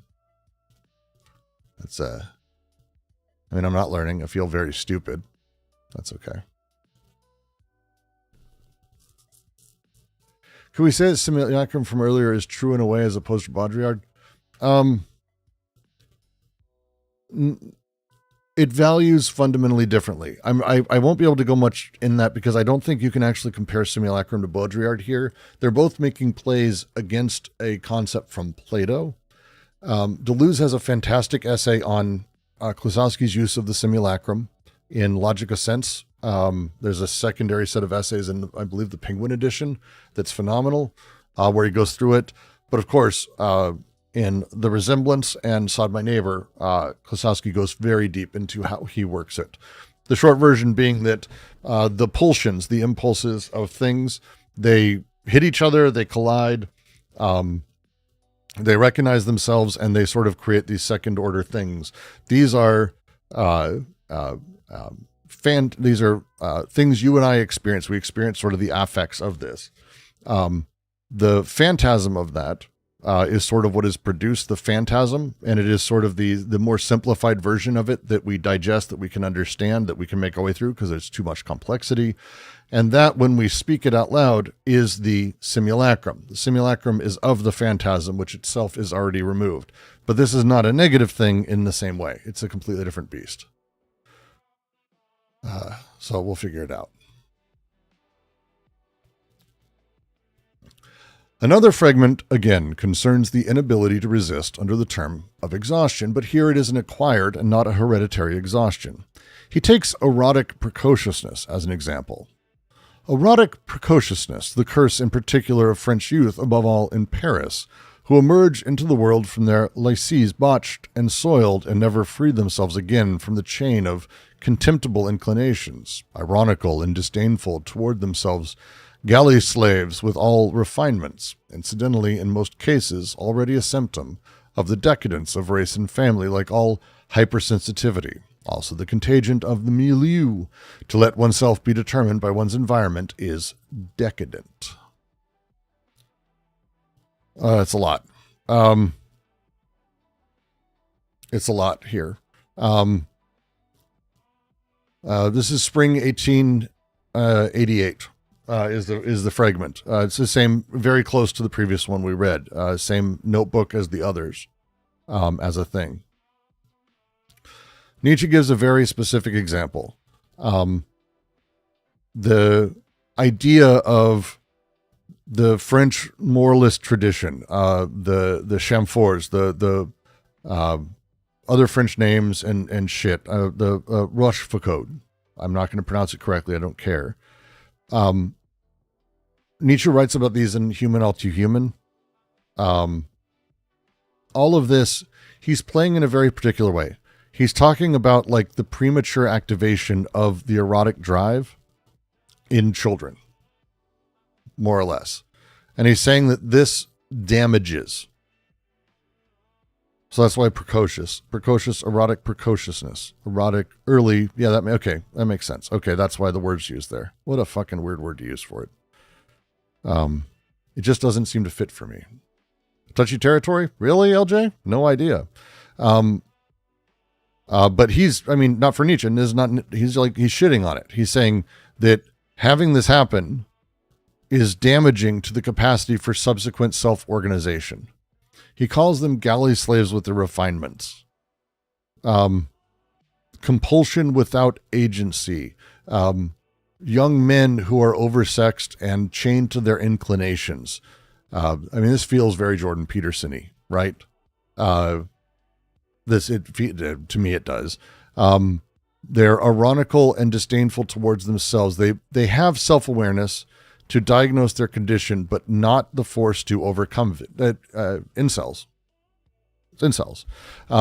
It's the structure of the decadent, right? As Nietzsche has sort of defined the type throughout all of his works later on as he goes, the decadent as a thing. And Nietzsche wrote about this shit a lot.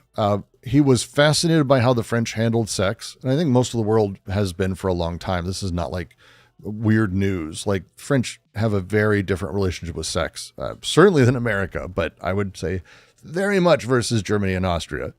The entire thing is sort of a decadent movement. Nietzsche's shit on it, but he's also been absolutely fascinated by it. He's really been just sort of like, how does this work? Why do they do this? And how decadence sort of works in this stuff. This is what he's talking about. He wrote a lot about this. He was incidentally, and it's the phrase, incidentally in most cases already a symptom of the decadent of race and family, like all hypersensitivity, also the contagion of the milieu. To let oneself be determined by one's environment is decadent. That's a crazy thing he's doing there. In just the parenthetical here, he's collapsing this acquired or hereditary distinction into itself that it was supposed to maintain. Like, that's his thing, right? What appeared as environmental contagion, the acquired exhaustion, right? Jesus, he does it right in here. The ability to be determined by one's milieu is itself a sign of the constitutional weakness. He's collapsing these things. It's very interesting to read that every attempt to isolate stable criterion for Nietzsche, and here again, he's doing it. It's the acquired or hereditary distinction. He's trying to isolate a stable point that he can write about and go, this is the truth from this position. It undermines itself immediately inside of its own paragraph. It's a very good use for this for Klossowski. I hope this is where he's going. I think it's where he's going. If memory serves, that's where he's going. It's decadence of race and family is fucking crazy. So Klossowski continues, the criterion of continence, which is presupposed by this denunciation of an unhealthy precociousness, even if it is purely pragmatic criterion that implies an economy of impulses, nonetheless makes this one of the most betrayingly revelatory of Nietzsche's fragments. He too has known the slavery of galley slaves. Wow. So this fragment is like putting up a norm of sexual continence. When it's supposed to happen, how it's supposed to go, what this does, how it works with you. An economy in which libidinal expenditure is deferred. Again, the normative position from Nietzsche. Is Nietzsche an incel? Maybe not an incel, but we'll just say he was a unique guy. He's a unique guy. But it's an interesting phrasing because this is deferring and managing sexuality, investing it, not squandering it too early that completely ruins you. The deployment of this criterion here is more or less revealing Nietzsche's distance and relationship with the forces he is analyzing. It's almost a confessional, right? Nietzsche's condemnation of this erotic paranoia, weird shit that's happening in France and in Paris is self-diagnosis. Because this is Freud's account of libidinal economy in the 3 essays on theory of sexuality. Like, that's what Klossowski's sort of playing at here, is that this is the thing that they're playing at. And again, Nietzsche's celibate existence, post-Lou, he was human-starved, very human-starved. But again, the shit with Lou, it led to him being incredibly celibate. Tortured his relationship with sex entirely. He wrote in his letters, and we went through a few earlier. You can go through them. The notes to Overbeck and Gast. The way Nochlus is written is like veiled confessions. Yeah. The galley slave's point is a fucking brutal one, though. Like, the whole point is that he's there already and he's set up. We'll just continue. The libidinal forces which played such a deadly trick on Nietzsche nourished his own aggressiveness and turned them against himself. Nietzsche went ressentiment, basically. The other face of this aggressiveness remained masked for a long time. His entire debate about what is healthy and unhealthy, what is exhausted and rich, found its root here. Wagner's Parsifal was necessary for these forces to be identified as his own. The detour through an adversary was required. Their final explosion, the emergence of a Dionysian satyr, the divine animality, then provoked the collapse of the censor. I'm just going to read and we'll talk about it. Harmful invasions, like those of power, always go beyond the agent, that is, the individual. Thus, they are harmful to the purely defensive and gregarious impulses, which are elaborated by traditional morality as repressive phantasms. Man, this is, maybe I shouldn't have kept reading. This is going to be, I'm not going to be able to do this in the next few minutes. The libidinal forces, which played such a deadly trick on Nietzsche, nourished his own aggressiveness and turned them against himself. Against himself is the next set of words here. This is a psychoanalytic narrative. It's what he's doing. It's the things Nietzsche could not successfully externalize, that he wasn't able to find a use for. I've been saying, if you don't find a use for your energy, you will find a use for your energy. He wasn't able to externalize these impulses and all of this, the libidinal forces, right? He couldn't through the Lou affair because that was failed consummation erotically there. He wasn't able to find a disciple in that either. He wasn't able to find a partner intellectually. These returned to him, and they returned to him via resentment, the autoaggression, self-aggression, the hatred of oneself, resentment. This is resentment. This is turning against the self in Freud. This is all of these things, right? Freud talked about this: when a drive can't reach its intended target, it redirects towards the self that originated it, creating masochism. Klossowski writes about this in Sod, My Neighbor, thus the title, Sod, My Neighbor.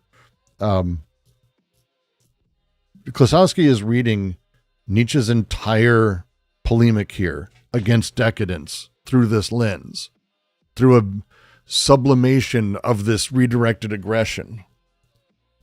Like that would mean the Antichrist is there, the prosecutorial tone of the case against Wagner, right? Like that's crazy, but it fits. The other face of this aggressiveness remained masked for a long time. Sorry, I forgot to change pages while I was looking ahead.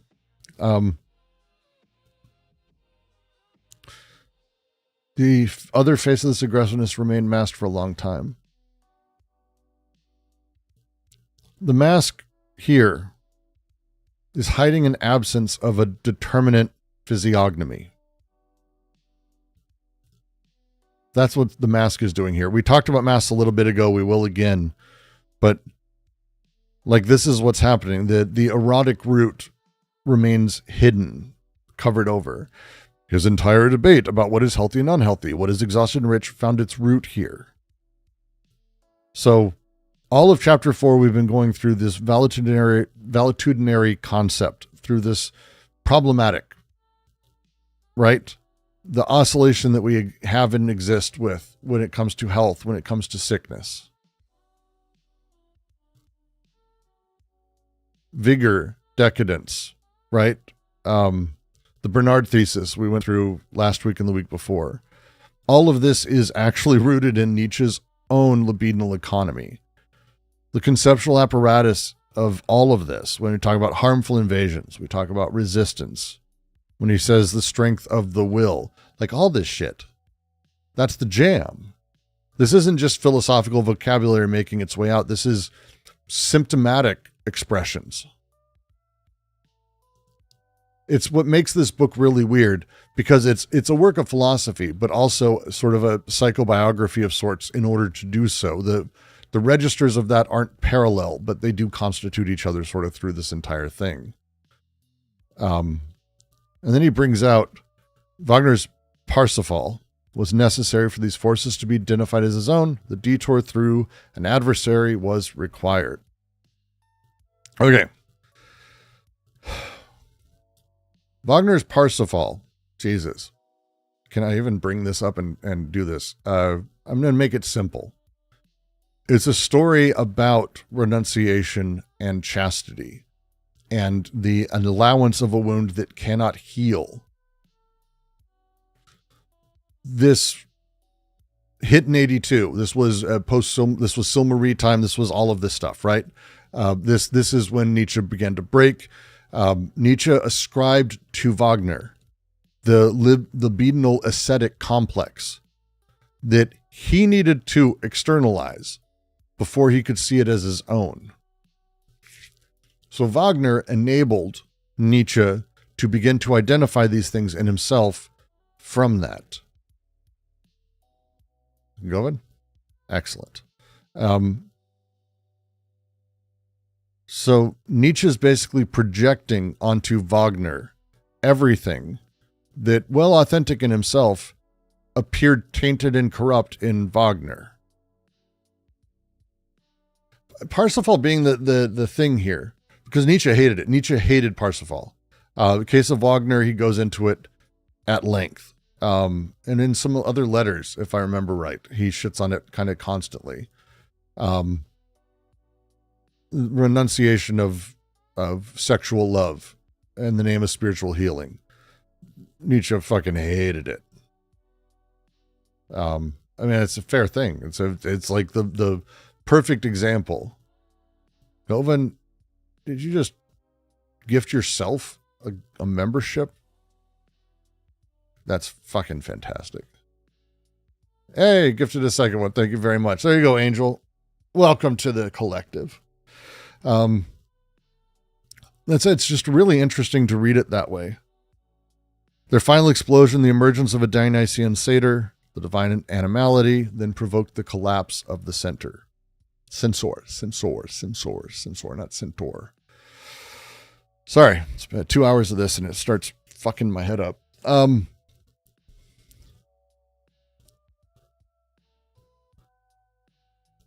The libidinal forces eruption at Turin. Like, I'm just restating the sentence, I think, in a cleaner way. Yeah, the libidinal forces erupted in Turin in January 89, where Nietzsche identified with Dionysus in his final letters.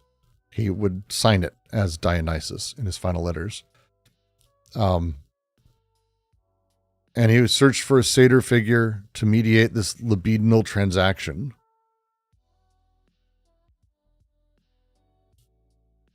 Like he's doing all of these things, and it's the collapse of the censor is, it's interesting. So so censor here is not like some dude who's telling us what we can or can't say on TV. This is the agency within us that we have, the censoring agency, what Freud would call the superego later. This is superego conceptually. Nietzsche writes about it as the internal censor.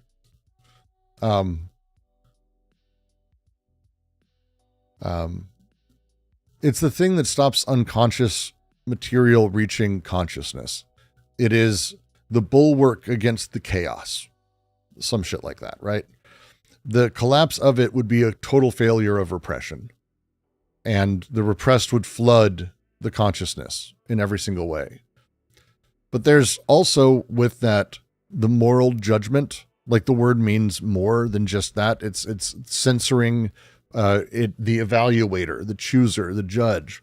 Nietzsche was the censor. Like we're seeing that in these pieces that we're going through right now, these notes. Nietzsche is being a fucking censor. He's saying that this is good, this is bad, sickness, decadence, vigor, this, do this. There was so much of this in his late works, and it got more heated, more hardcore as he got on. The collapse of the censor is the psychic breakdown of the repressive apparatus, but also the intellectual breakdown of the diagnostician. So the thinker who's classifying others' decadence was destroyed by the forces he classified because they turned out to be his own forces. Nietzsche lived this shit. That's what he said. Nietzsche lived this shit. Harmful invasions, like those of power, always go beyond the agent, that is, the individual. Thus, they are harmful to the purely defensive and gregarious impulses, which are elaborated by traditional morality as repressive phantasms. Fucking, so much said. Okay.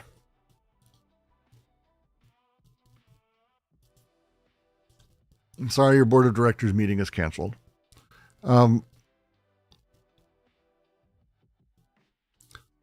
These forces are only harmful from the perspective of an agent's self-preservation. From the perspective of the gregarious impulses that seek to maintain an external organism's identity. Okay? All of this exceeds the agent. This is what he's been leading to, that it doesn't matter if the force comes from outside or within, an agent is dissolved no matter what. And that's the final phrase here, elaborated by traditional morality as repressive phantasm. This is Klossowski bringing himself and his own thinking finally into this and like really making it pointed. Traditional morality doesn't just respond to harmful invasions by erecting defenses. It's elaborating the phantasms, the sin as a phantasm, guilt phantasm, damnation phantasm, impurity phantasm, blah, blah, blah, all that, right? It's elaborating those through which the repression operates. These are not secondary prohibitions imposed on like pre-existing libidinal content. These are productive formations. Anti-Oedipus is going to scream to some here if you know it. These phantasms shape the drives they claim to restrain. They are productive. They are not negating. There's nothing negating in anything Klossowski does. So it's kind of a big deal here to think about it this way, but like, that's the point. Like, even for Foucault, like History of Sexuality, someone got me to crack it back open, and it fucking crazy I did, because it's absolutely drawing on Klossowski here. Like, this is the critique of the repressive hypothesis. The way that in Nietzsche, Genealogy of Morals, the ascetic priests exploit bad conscience, right? And from here, we're going to move into chapter 5, the scientific explanation of the eternal return. The idea is that he's demonstrated that the valetudinary criteria, right? What's small, what's big, what's blah, blah, blah, what's singular, these things are undecidable. Their undecidability is rooted in Nietzsche's own libidinal predicament. So he's going to turn to Nietzsche's attempt to anchor the eternal return in scientific argumentation. The point is not that Klossowski is going to teach us how the eternal return works scientifically, but that Nietzsche tried to. And Klossowski is going to be walking us through, and that's the next page. He's going to be walking us through how Nietzsche tried to do this, how Nietzsche is trying to anchor the eternal return in particularly scientific gregarious argumentation as a mode of escaping the diagnostic circle itself. That's the deal. Right? Does that make sense? That's the deal here.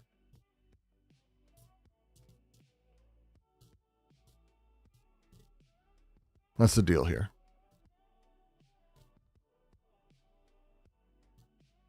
Yeah. So stop Nietzsche's reading of Darwin. I'm going to leave that for next week. Because we're going to be going through letters through all of this. And the things he wrote It is going to be not necessarily touching too deep into anything specifically we would know. It's not really about, does he have a scientific explanation? It's, let's go through and see how he's trying to get out of it this way. Here's Nietzsche trying to get out of it this way.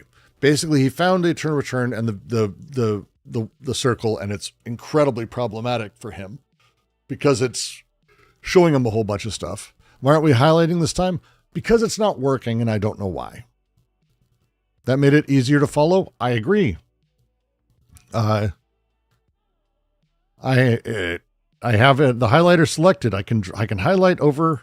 I can do this if I start off the page. The moment I go onto the page, the thing fails and fucks up really bad. I have to start off the page in order to have it work.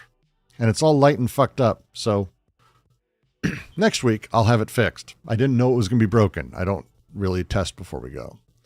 I guess I should start doing that so I learn. So it's going to be, again, the diagnostics of this. In this previous section, we went through the valetudinary states. If you remember, valetudinary states, these things. Nietzsche started talking after this. He wrote a lot about decadence versus vigor, morbidity versus healthiness, weak versus powerful. Klossowski's like, isn't that weird? He's doing it in a very particular way. Let's trace how he's doing it. And let's see through this trace, can we actually see that he's trying to escape the circle? He's trying to find a way to have an anchor into the world that he has, as we've already read, said is not possible.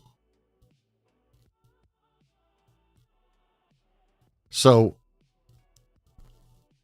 one, incredible reading of Nietzsche we get from this. We get to re-dive into it. We get Klossowski's insights and how he's talking about it and how he's putting things together. All great.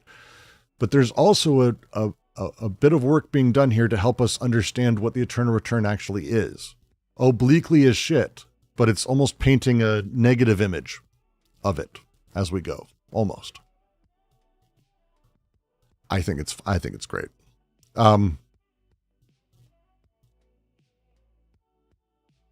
He's literally me, man. YouTube exclusive t-shirt. I like this shirt. Lots of love.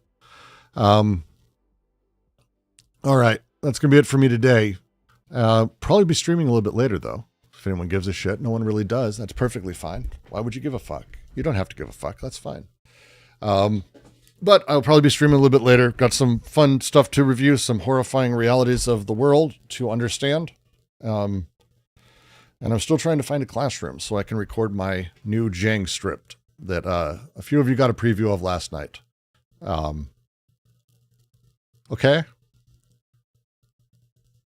So I was reading it. It's got a lot of okays in it. And Rudd went, I'm sorry, Rudd, I'm not calling you out. It was so funny. You're like, that's a little bit much. I'm like, I know. And then you like, oh, fuck, I was just watching. He does say okay that much. It's like, it's so much. It's so awful. Man, oh shit, he sucks. He sucks so hard. Fuck. But yeah, a lot of things, a lot of recordings to do the next couple of days. Thank all of you for joining. Of course, you can always join us live, discord.gg/DDQC. If you can support me, it'd be great. $5, $10, whatever a month. It'd be brilliant if you can afford it over on Patreon, patreon.com/DGQC. And of course, there's a Stream Elements link always in live chat. Always throw a handful of bucks would be wonderful. Otherwise, I will see you all soon enough.